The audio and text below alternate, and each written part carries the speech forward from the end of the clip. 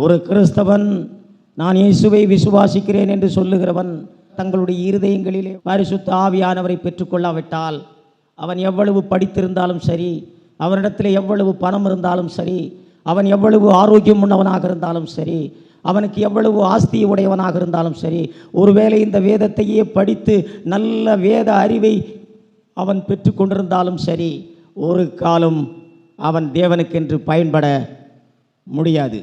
தேவன் அவனை ஆசீர்வதித்திட முடியாது. தேவன் நம்மை ஆசீர்வதித்திருக்கிறார் என்று சொன்னால் பரிசுத்த ஆவியானவர் நம்முடைய இருதயத்திலே வாசம் செய்யும்படி நாம் அவரை பெற்றுக்கொண்டவர்களாக நாம் இருக்க வேண்டும். அது மின்சாரம் இருந்து வீட்டிலே இருக்கிற பொருள்கள் உபயோகப்படுவதை போல மின்சாரம் இல்லாவிட்டால் ஒன்று கூட அவைகள் உபயோகப்படாது.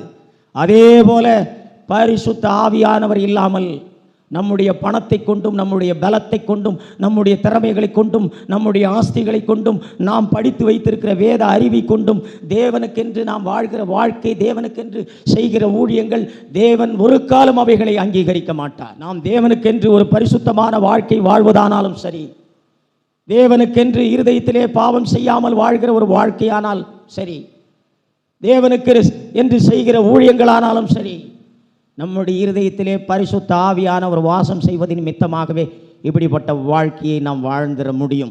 இப்படிப்பட்டவர்கள் தான் தேவனை ஆவியோடும் உண்மையோடும் தொழுது கொள்ளுகிறவர்கள். இவர்களை தான் தேவன் அங்கீகரிப்பார்.